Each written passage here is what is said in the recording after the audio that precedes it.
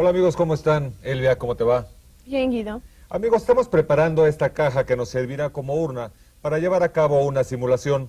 Sí, un jugador de básquetbol nos enseñará que la probabilidad es un factor importante en este deporte y que puede ser observado a través de una simulación. Un modelo como el que haremos nosotros, y es llamado modelo de la urna. Este es uno de los modelos universales de la probabilidad con el que se puede representar y resolver casi cualquier problema, donde intervenga un número finito de resultados probables. Eso va a estar muy interesante. Busquen una bolsa oscura o una caja con papelitos adentro. Extráiganlos cuantas veces sean necesarios. No olviden devolver cada vez el papelito extraído. Lleven un registro y obtengan sus propias conclusiones. Guido, ¿tú sabes en qué situaciones concretas, además de los juegos de azar y de los deportes, podemos ver aplicados conocimientos probabilísticos? Pues mira, por lo que me informé, la probabilidad se puede aplicar en el mundo físico, social, político y biológico. Exacto, Guido. Elvia, hemos recibido muchos mensajes diciéndonos que hablemos de las funciones trigonométricas. Para resolver algunas de sus dudas, daremos un vistazo a la historia de la trigonometría, sus bases y aplicaciones. Lo que les preparamos es para que se den cuenta de la importancia de esta rama de las matemáticas y por qué se le considera el arte de calcular las dimensiones de un triángulo. Sigan comunicándose con nosotros. Nos interesa mucho que nos digan sus opiniones con respecto a los programas de televisión y las guías, sobre todo ahora que falta poco para que culminen su curso, que creo que va a ser de manera exitosa.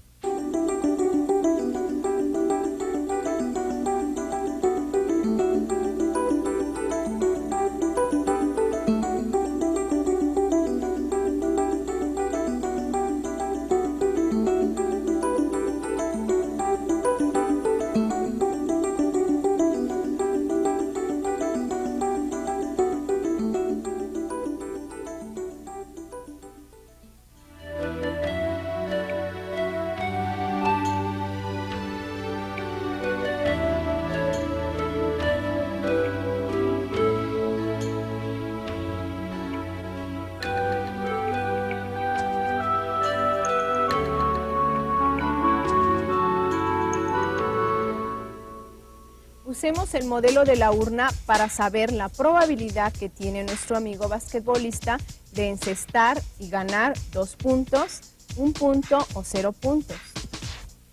Sabemos que él suele encestar el 80% de sus lanzamientos. Pero primero veamos la regla de los tiros libres. Cuando un jugador comete una falta dentro de su propia área, un jugador del equipo contrario tiene la oportunidad de hacer 2 tiros libres. Cada tiro vale 1 punto, por lo que si encesta los 2 tiros, colaborará con su equipo con 2 puntos. Si falla uno, tendrá 1 punto, y si no encesta, en las 2 oportunidades se irá sin puntos. Regresando al caso de nuestro jugador, hagamos una simulación para ver las probabilidades que tiene de obtener 2 puntos, 1 o ninguno. En esta caja tenemos 10 papelitos. Como sabemos que su promedio de enceste es de 80%, metimos 8 papelitos verdes que dicen encesta y 2 rojos que dicen falla.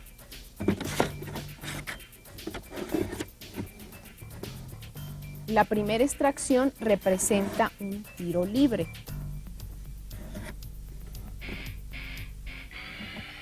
Hagamos una segunda extracción por el segundo tiro. Falla.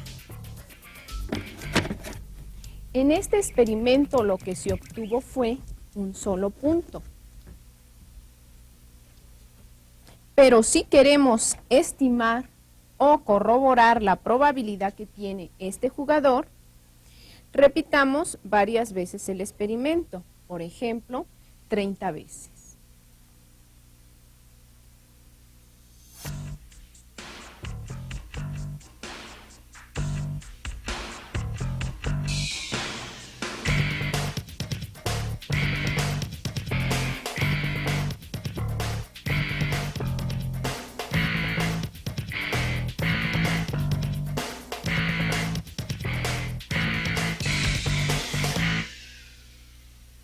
tomando en cuenta los datos que arrojó nuestra simulación, vemos que en 22 ocasiones se obtuvieron los 2 puntos.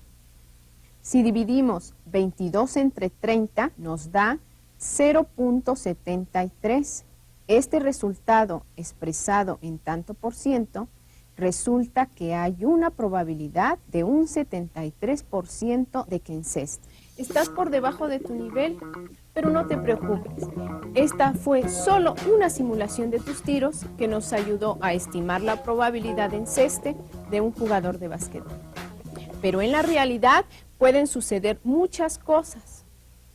Amigos, aquí tengo una carta del señor Agustín Tobar.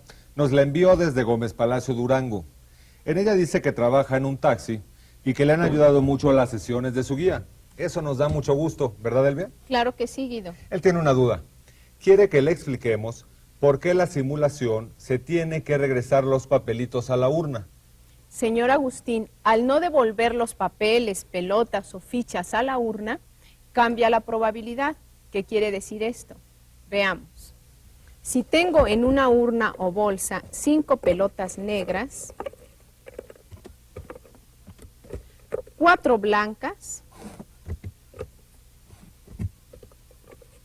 y 3 rojas, ¿cuál es la probabilidad de sacar una pelota negra? 5 de 12, es decir, 5 sobre 12, lo que nos da el 41% de probabilidad. Ahora veamos qué saco de la urna. Una bola blanca. Y las bolas blancas tienen una probabilidad del 33%. Si no regreso esta pelota, el número de pelotas en la urna disminuye a 11, pero la probabilidad de que extraiga una bola negra aumenta a 45%, y de que extraiga una bola blanca disminuye al 27%. ¿Se dan cuenta de esta variación? Y seguirá modificándose a medida que vayamos sacando pelotas sin regresarlas. Cuando se realizan extracciones con devolución o reemplazo, cada extracción que se haga será un evento independiente, es decir, que la probabilidad de sacar una pelota negra es independiente en cada extracción que se haga. El método de la urna nos permite simular resultados posibles de eventos probabilísticos, pero sí el concepto de la simulación abarca otros campos como la robótica o incluso la criminalística y la antropología física. ¿No es interesante? Elvia, en los últimos programas hemos hablado mucho sobre la probabilidad y me he dado cuenta que existen muchas palabras que se refieren a situaciones inciertas o que se consideran imprevisibles. Así es, Guido. Por ejemplo, cuando decimos que algo fue accidental o que sucedió de manera inesperada, estamos ante eventos aleatorios que en un primer momento podemos considerar azarosos. La misma palabra azar, de origen árabe zar, que significa flor, por la que se pintaba en una de las caras del dado, nos permite apreciar el carácter imprevisible de un resultado o acontecimiento. También cuando decimos que alguien ganó de chiripa o que hicimos algo sin intención, estamos hablando de fenómenos aleatorios. Gregor Johann Mendel, precursor de la genética moderna, aplicó conocimientos de álgebra y probabilidad para conocer la manera en que se hereda la información genética generación tras generación. Cuestiones como el azar, las combinaciones y las probabilidades forman parte de nuestra vida desde antes de que naciéramos, en nuestras experiencias a lo largo de la vida y aún después de haber vivido. Al respecto, tengo aquí un mensaje que llegó de la delegación Gustavo Amadero del Distrito Federal. Es de Lorena Rosales y nos pregunta si es posible saber por medio de la probabilidad el promedio de vida de las personas. No, el promedio de vida se calcula con métodos estadísticos. Vayamos con nuestro reportero, quien entrevistó a un especialista en seguros de vida. Él nos aclarará la manera en cómo se calcula el promedio de vida y cómo se utiliza este para determinar las probabilidades de vida de una persona. Nos encontramos en Seguros Tepeyac con la actuario Lila López. Ella nos hablará acerca de cómo la estadística contribuye a determinar los índices de mortandad, de accidentes y de promedios de vida. ¿De qué manera influyen? Ok, la estadística es base primordial precisamente para determinar esos índices de mortandad. Nosotros nos basamos en un conjunto de personas, o sea, nosotros analizamos un gran número de personas y la analizamos a través del tiempo, en diferentes años, para ver precisamente su expectativa de muerte o de sobrevivencia. ¿De qué manera la probabilidad ayuda a determinar las cuotas y las cantidades aseguradas? Ok, o sea, un poco señalando lo que comenté anteriormente, o sea, si nosotros analizamos un gran número de personas, obviamente el número de eventos ocurridos es primordial para determinar esa probabilidad, ¿sí? Para determinar la probabilidad de muerte o de sobrevivencia de ese grupo de personas, de manera que a futuro podamos nosotros predecir cuánto tiempo va a durar una persona o bien en cuánto tiempo puede fallecer esa persona. Según sus tablas, ¿cuáles son los accidentes más frecuentes que provocan discapacidad en una persona y cuál es la causa de muerte más frecuente? Ok, los accidentes que más discapacidad generan son los accidentes automovilísticos. Asimismo, también los accidentes de trabajo son los que mayor frecuencia tienen en cuanto a discapacidad. Con respecto a la pregunta de causas de muerte, en el sector asegurador, la principal causa de muerte son las enfermedades del aparato circulatorio. ¿Quisiera agregar algo más con respecto a la importancia de la probabilidad en su trabajo? Sí, por supuesto. O sea, de hecho, mi trabajo está basado precisamente en probabilidades y estadísticas. Nosotros tenemos que estudiar tanto las probabilidades como las estadísticas, determinarlas, porque nosotros tenemos que predecir a futuro y sobre eso dar un costo a nuestros asegurados. Muchas gracias, actuario Lila López, por sus comentarios. Y a ustedes, amigos, seguramente les habrá quedado claro que la probabilidad es un instrumento matemático que hace posible prever situaciones o eventos que podrían considerarse azarosos. El 7 de noviembre de 1940, a las 11:10 de la mañana, el puente Tacoma en Washington cayó al río debido a los fuertes vientos. Los constructores de ese puente no imaginaban que un fuerte viento no previsto iba a echar abajo su obra. Pero ¿qué fue lo que pasó ese día? El puente tenía unas dimensiones de 853 metros de largo y 12 metros de ancho. Esa mañana, la velocidad del viento llegó a los 72 kilómetros por hora, lo que provocó que el puente comenzara a vibrar 36 veces por minuto, levantándose 91 centímetros de su horizontal. Después de una media hora, el movimiento del puente era de 14 vibraciones por minuto, formando ángulos de 35 grados con respecto a su horizontal. Con esta vibración cada vez más lenta, con una angulación cada vez más alta, sobrevino la caída. Veamos el movimiento del puente. La vibración va formando triángulos entre la línea del piso en movimiento, la línea del piso en reposo y la altura que alcanza a levantarse sobre su horizontal. El ancho del puente era de 12 metros, así que del punto medio del puente a su extremo eran 6 metros. Si el ángulo que llegó a formar el puente cuando se movía a razón de 14 vibraciones por minuto era de 35 grados, ¿qué altura alcanzó antes de venir la caída? Aquí hay una relación de ángulos y lados. Y la ciencia que nos ayuda a resolver este tipo de problemas es la trigonometría. Conozcamos un poco su historia. Trigonometría, medida de 3 lados, conocimiento que encuentra sus rastros más lejanos en las culturas egipcia y china, un milenio antes de nuestra era, y desde entonces ha acompañado a la humanidad en su afán por conocer los enigmas del universo. En la Grecia clásica, Arquímedes fue quizá el primero en realizar tablas trigonométricas para ángulos de 30, 45 y 60 grados. Otro griego llamado Hiparco se ayudó de la trigonometría para hacer mediciones astronómicas. Estas lo llevaron a elaborar una lista de 1080 estrellas fijas y a construir una tabla de la función seno para medir la distancia de la Luna a la Tierra. La trigonometría ha trascendido en el tiempo y el espacio por el impulso de matemáticos como Aryabhata, hindú a quien se le atribuyen las primeras tablas de senos de que se tiene memoria. Johann Müller, alemán considerado el creador de la trigonometría moderna, y Francisco Viette, uno de los más renombrados matemáticos franceses, quien complementó el sistema trigonométrico de los árabes. Actualmente varias son las aplicaciones que le han dado a la trigonometría. En la medición de terrenos usan la triangulación para hacer su trabajo. En la astronomía ayuda a calcular la altitud de los cuerpos celestes. Los ingenieros, para perforar túneles y determinar los ángulos de perforación, se ayudan de las tablas trigonométricas, y es un conocimiento necesario en la física de las vibraciones y en la teoría de circuitos. ¿Qué es lo que hace que esta rama de la matemática sea tan importante en mediciones?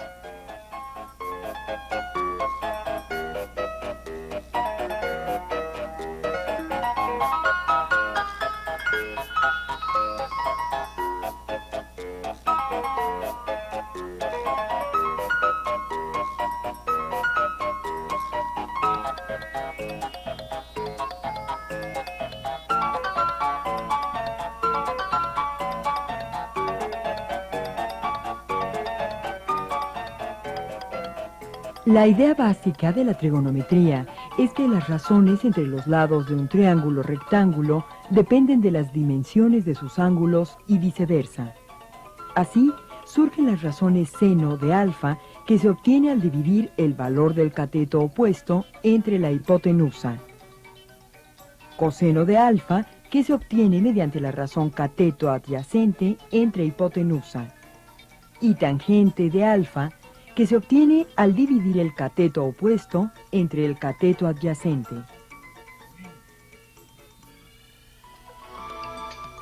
La trigonometría ha sido por mucho tiempo utilizada con fines de medición.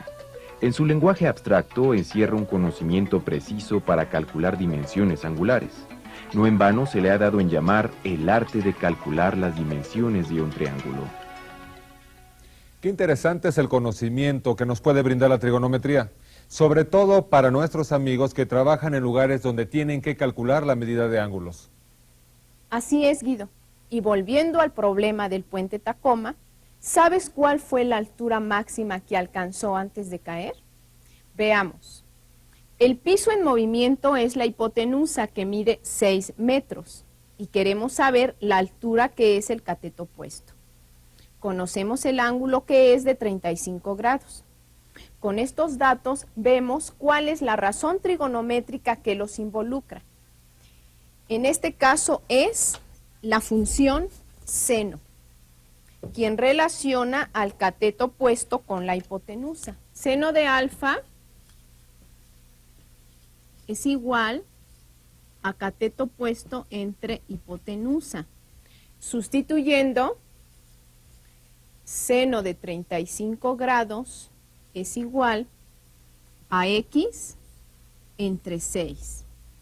Despejando x es igual a seno de 35 grados por 6. Posteriormente buscamos en nuestras tablas de trigonometría o usamos una calculadora científica para obtener el seno de 35 grados. X es igual, el seno de 35 grados es igual a 0.58 por 6. X es igual a 3.48 metros. El puente se levantaba diagonalmente sobre su horizontal a una altura de 3,5 metros aproximadamente. Realmente esta altura es muy grande, tomando en cuenta que el puente se consideraba una estructura firme. Bueno, además, Silvia, según los datos que diste, las vibraciones del puente llegaron a ser de 14 por minuto. O sea que en un minuto el puente se alzó 3,5 metros en 14 ocasiones. Qué impresionante, ¿no? Realmente la fuerza de la naturaleza es impredecible. Tenemos otra carta que nos llegó de Colima. Antonio López pregunta: he visto las tablas trigonométricas y no entiendo por qué tantos números. ¿Son centímetros? Por ejemplo, el número 57.2900 que está en la tabla de tangentes, ¿qué significa? ¿Qué le podemos responder a nuestro amigo Elvia? Interesante pregunta. Veámoslo de la siguiente manera.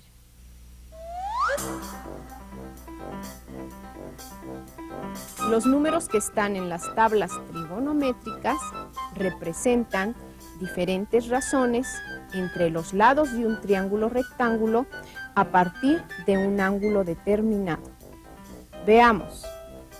Cuando recargamos escaleras sobre la pared para subir a la azotea o para alcanzar cosas que están altas, nos podemos dar cuenta que se forma un triángulo rectángulo entre la escalera, la pared y el piso. Si conocemos la medida de la escalera, 4 metros, la distancia de la pared a la escalera, 2 metros, y queremos conocer el ángulo que ésta forma con el piso, lo que tenemos que hacer es establecer una razón entre los lados conocidos del triángulo rectángulo, en este caso, el cateto adyacente y la hipotenusa. Y la razón que relaciona a ambos es el coseno de alfa. ¿Recuerdan? Coseno de alfa igual a cateto adyacente sobre hipotenusa. Al realizar la operación, obtenemos 0.5. Este número lo buscamos en la tabla y vemos que esta razón corresponde a un ángulo de 60 grados. Así que el ángulo de la escalera con respecto al piso es de 60 grados. Ya conocemos el ángulo y la distancia de la escalera a la pared.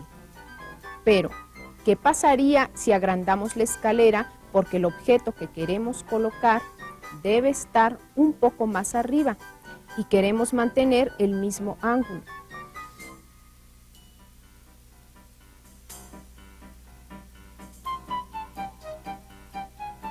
Podemos alargar la escalera 2 metros más y separar el extremo que está sobre el piso a 3 metros de distancia de la pared.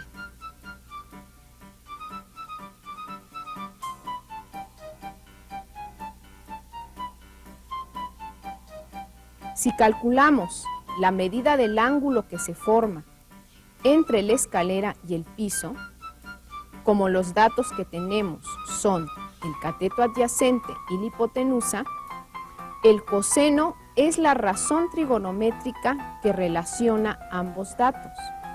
Así, coseno del ángulo beta es igual a 3 sobre 6, lo que da 0.5.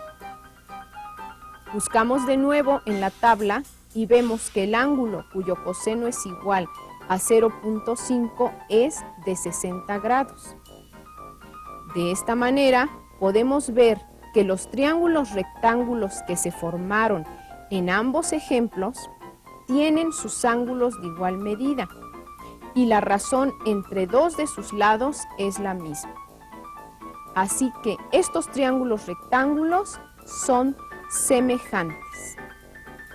Ahora, con estas dimensiones, ¿a qué altura estará el objeto que colocará nuestro amigo? La altura la podemos calcular usando la tangente que relaciona a los dos catetos. 1.7320 es igual a x entre 3. X es igual a 1.7320 por 3. X es igual a 5.19. El cateto opuesto es igual a 5.19. Así, el objeto que nuestro amigo colocó sobre la pared se encuentra aproximadamente a 5 metros. Con esto queremos demostrar que las tablas trigonométricas no representan ninguna unidad de medida. Son números que se obtienen de la relación que existe entre los lados de un triángulo y sus ángulos.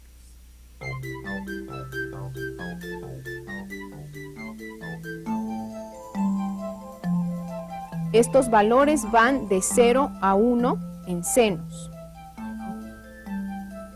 de 1 a 0 en cosenos, de 0 a infinito en tangentes. En la trigonometría, los números son decimales porque con ellos se obtiene mayor precisión. Con respecto al valor de la tangente, 57.2900, que nos dice el señor Antonio y que corresponde en las tablas trigonométricas al valor del ángulo de 89 grados, se obtiene debido a la razón que forma el cateto opuesto y el cateto adyacente, donde la medida del cateto opuesto está próximo al de la hipotenusa. El valor del cateto adyacente se acerca a 0 y cualquier razón de los lados que se establezca con este ángulo dará por resultado algún valor cercano a 57.2900. Este número lo podríamos obtener, por ejemplo, si el cateto opuesto midiera 172 centímetros y el cateto adyacente 3 centímetros. Amigos, llegamos al final del programa. Por ahora no resta más que decirles que esta fue la última sesión de asesoría del curso regular. La próxima semana tendremos una sesión donde integraremos los temas que vimos a lo largo de las semanas. Gracias, Elvia, por estar con nosotros. Gracias, Guido. Muchas gracias, amigos. Hasta entonces.